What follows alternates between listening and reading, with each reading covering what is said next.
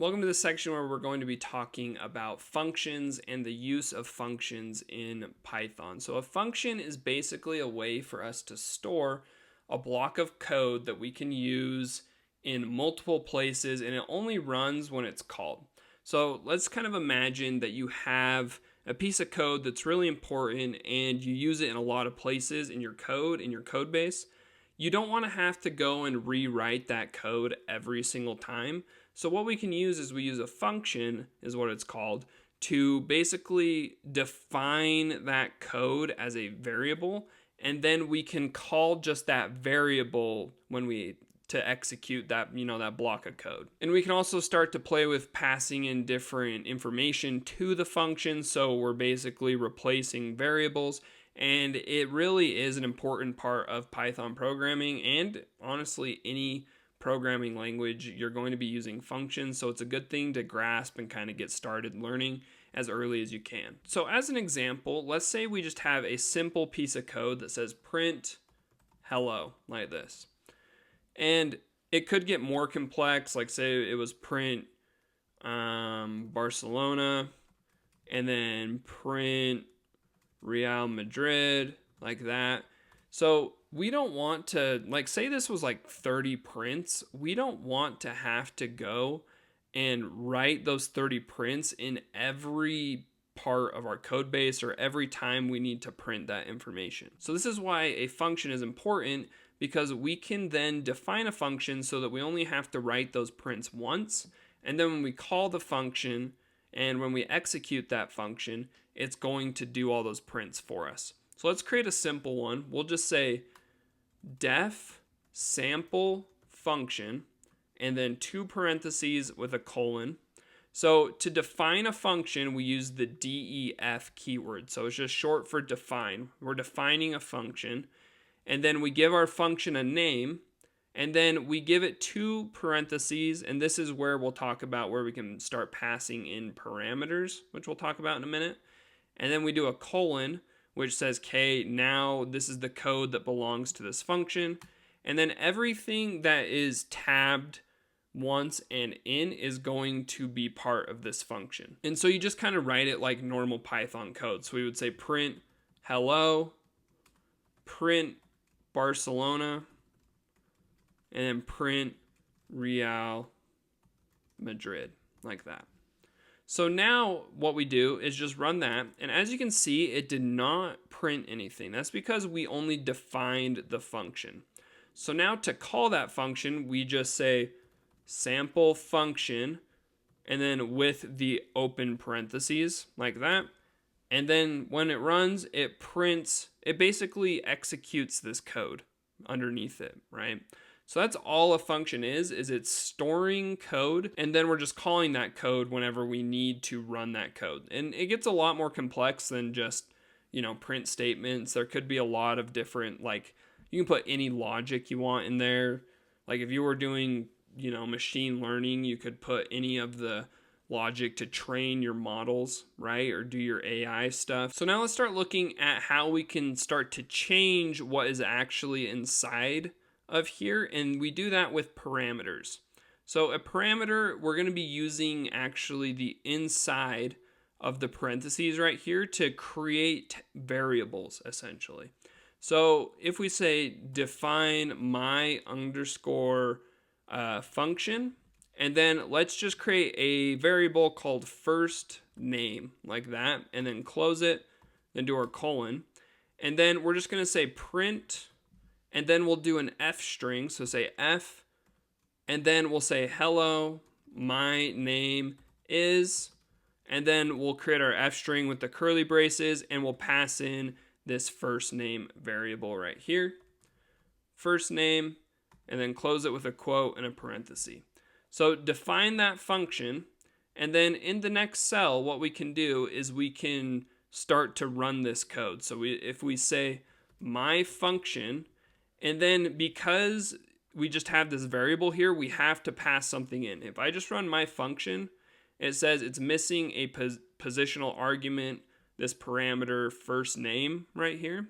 So we have to pass some sort of data in right here. So we'll say Lionel for Lionel Messi.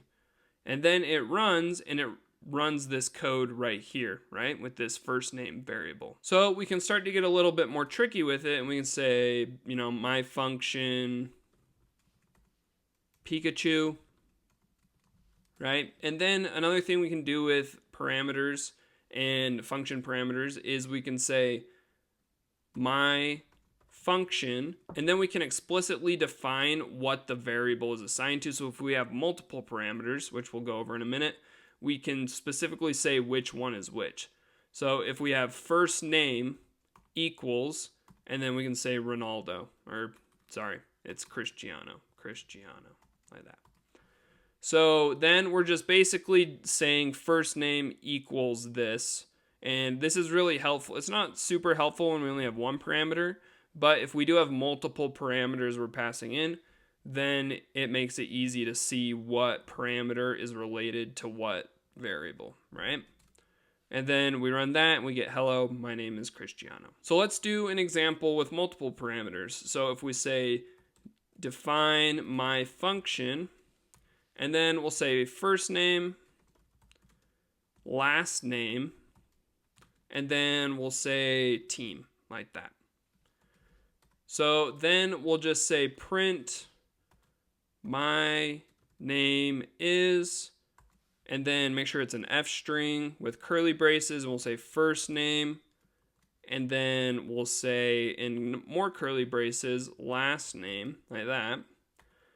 So we're going to print the first name and the last name in this string. And then in the next one, we'll just say print F string, I play for, and then we'll do team, like that, with curly braces around it because it's an F string, and then a quote and a parenthesis. So define that function, but make sure you have your colon, otherwise it will break, as my bad code just showed. So go ahead and make sure you have your colon, make sure you have your 3 parameters. And now let's just call this function. So if we say my function, and then we'll pass in the data. So the first one we'll say Lionel, and then we'll say Messi, and then we'll say Inter Miami, like that. So really what this is doing is this is just saying, okay, we're calling my function, and then this is just lining up with each of these. So Lionel lines up with first name, Messi lines up here, Inter Miami lines up here. So run that and we get my name is Lionel Messi, I play for Inter Miami. Another thing we can do with parameters is we can set defaults so that if we don't pass in any data to the function, it will still execute something. So what we'll do is we'll create my function again. So say df my function, and then we'll create a variable called team, and we'll set team equal to Manchester United, and then close that with parenthesis, add your colon. So this is what's called a default parameter. So it's basically saying that if nothing is passed into the team variable when we run this function, it is going to assign team to Manchester United every time.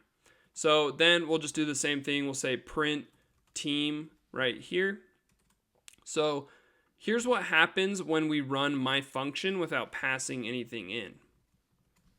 If we run it without passing anything in, it prints Manchester United because that was our default because we didn't pass any data in. So now let's run it, but let's pass in some data. If we say my underscore function, and then we do Barcelona, like that, it now prints Barcelona because we overrode the team variable and we assigned it to Barcelona. It no longer is going to use Manchester United because we overrode that default parameter. And then the last little bit of parameters is if we do have default parameters and non-default parameters. So if we go ahead, let's copy this one up here where we had multiple so we don't have to rewrite the whole code. So here we have these 3 parameters.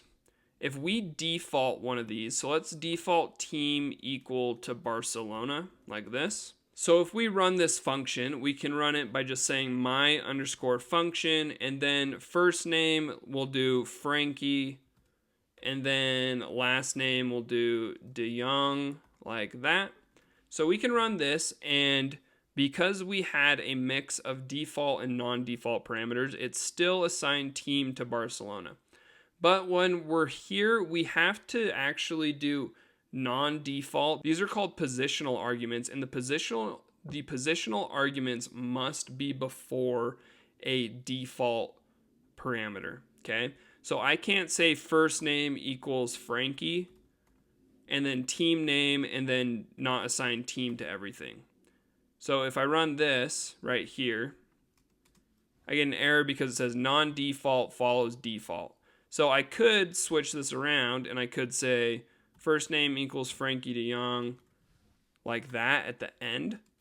And then it runs, but then it mixes up my whole thing here. So it's just important to know that if you are using default and non-default, you have to have the positional or non-default arguments first and then followed by your default parameters. And the most important part of a function, in my opinion, is that we can have it return data after it has executed code, or we can have it return values after it has actually executed any code. We do that with the return keyword, which essentially, if a condition is met or at the very end of a function, is going to return something, whether that be nothing is still something, or whether that is some value that we are telling it to return. So let's do a little bit of math on a function. And if we say define my function, and then we're just going to pass in a number, so we'll just say x for now, and then do colon. And then to return a number or some sort of math, we can say return 100 times x, like that. So define your function, and then what we can do is we can just say my function, and we'll do 100 like that. And so it returns 10,000. If we did 53, it's going to return 5,300. So as you can see, that is a really big power of functions. We can just pass in one number and we're doing math under the hood. We could be doing a lot more math, like say I wanted to have x equals 10 times 5 divided by 3. So this function up here is actually just going to return this number every time because I'm just resetting the variable, right? But let's say we want to do x equals 10 times x divided by 3. And then so define that and then rerun that. And so now we get a different value, 53. If we change it to 25, we get a different value. The last thing we can do with functions is we can actually assign variables to the output of a function. So if we say my value and then equals my function 15 like that, and then let's print my value, we get 5,000.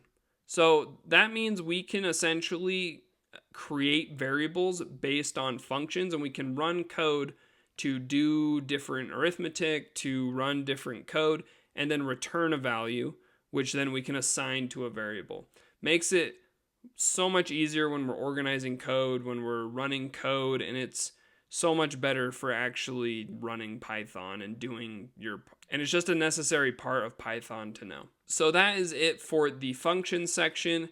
Very important part of Python, like I mentioned. But with that being said, let's go ahead and jump on to the next section.